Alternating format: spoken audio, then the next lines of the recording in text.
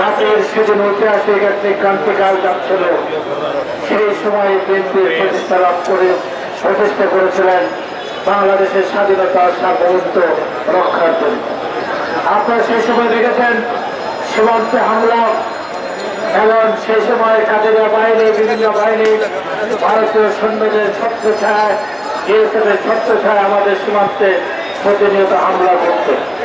এমনি একটি ষড়যন্ত্রের মধ্যে যখন দেশ প্রতিষ্ঠিত, তখন সমগ্র জাতিকে ঐক্যবদ্ধ করার জন্য, স্বাধীনতা সার্বভৌমত্ব রক্ষার জন্য, এদেশের অর্থনৈতিক, মানুষের অর্থনৈতিক মুক্তি, সামাজিক মুক্তি, সার্বিকভাবে বাংলাদেশকে একটু স্বনির্ভর বাংলাদেশ করার লক্ষ্যে সেদিন শহীদ প্রেসিডেন্ট জিয়া এই বাংলাদেশ জাতীয়তাবাদী দলের জন্ম দিয়েছিলেন।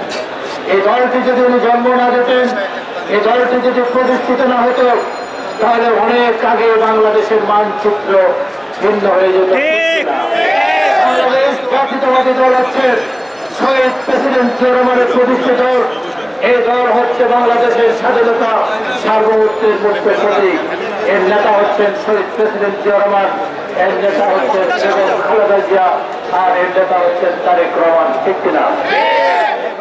রাতে যখন সংকটের মধ্যে নিপতিত 1971 সালে দেশের মানুষকে যারা স্বাধীনতার স্বপ্ন দেখালেন, শেখ মুজিব সেদিন স্বাধীনতার ঘোষণা দিতে ব্যর্থ হন নাই, উনি আত্মসমর্পণ করেছেন। 25 তারিখ কালো রাত্রিতে হাজার হাজার মানুষকে যখন নিরীহ মানুষকে পাক হানাদার বাহিনী হত্যা করে, সেদিন এই দেশে কাউকে নির্দেশনা দিতে আমরা দেখি নাই। আমরা দেখেছি অষ্টম ইস্ট বেঙ্গল রেজিমেন্টের একজন আপনাদের গ্রামের উপর দাঁড়িয়ে বললেন, আমরা পাকিস্তানের সাথে বিদ্রোহ ঘোষণা করলাম। ওনার উদ্যোতন কর্মকর্তা সেনা কর্নেল জামজুয়া সহ অষ্টম ইস্ট বেঙ্গল রেজিমেন্টের প্রত্যেকটি পাকিস্তানের সেনাকে হত্যা করে 27 তারিখ চট্টগ্রাম কালুরঘাট তার কেন্দ্র থেকে মহান স্বাধীনতার ঘোষণা দিয়েছিলেন। এই ঘোষণার মধ্যে দিয়ে মুক্তিযুদ্ধ শুরু হয়েছে। সেদিন east Bengal regiment, EPR, police, answer, এদেশের ছাত্র যুবক জনতা সেদিন মুক্তিযুদ্ধে অংশগ্রহণ করেছে। সেই মুক্তিযুদ্ধের মধ্যে দিয়ে বাংলাদেশ স্বাধীন হয়েছেন। আমাদের প্রিয় নেতা শহীদ প্রেসিডেন্ট জিয়া রহমান শুধু স্বাধীনতার ঘোষণা দিয়ে ক্ষান্ত অন্যায় সেক্টর কমান্ডার হয়েছিলেন, জেট ফোর্সের অধিনায়ক হয়েছিলেন, রণাঙ্গনে যুদ্ধ করে বাংলাদেশের লাল সবুজ পতাকা দিয়ে এসেছে।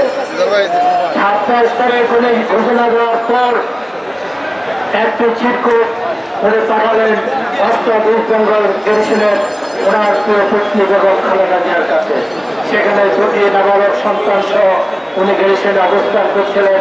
উনি যে চিরকুটটি পাঠালেন সেটি হলো, উনি বলেছেন যে কোনো পরে বউ এখান থেকে তোমার কোনো আত্মীয় স্বজনের বাসা থাকলে চলে যাও, বেঁচে থাকলে দেখা হবে, নাহলে মাফ করে দিও। বেগম খালেদা জিয়া অনেক কষ্ট করে সেখান থেকে ঢাকা আসলেন। এসে সিদ্ধেশ্বরে ওনার এক আত্মীয় বাসায় উনি আত্মগোপনে ছিলেন। নির্বাম পড়ে আসেন 1971 সালে 22 জুলাই পাক হানাদার বাহিনী এই বাসাটি চিহ্নিত করে বেগম খালেদা জিয়া ওনার দুটি নাবালক সন্তান তারেক রহমান, আরাফাত রহমানকে গ্রেফতার করে ক্যান্টনমেন্ট নিয়ে যান। বাংলাদেশের প্রথম মহিলার মুক্তিযুদ্ধ যদি কেউ হয়ে থাকেন তাহলে বেগম খালেদা জিয়া উনি ক্যান্টনমেন্ট, আর ওনার স্বামী রণাঙ্গনের মুক্তিযোদ্ধা। সেই 1971 সালে জুলাই মাসে আরেকটি ঘটনা আছে, আমরা সেটা ইতিহাসে দিয়ে দিই।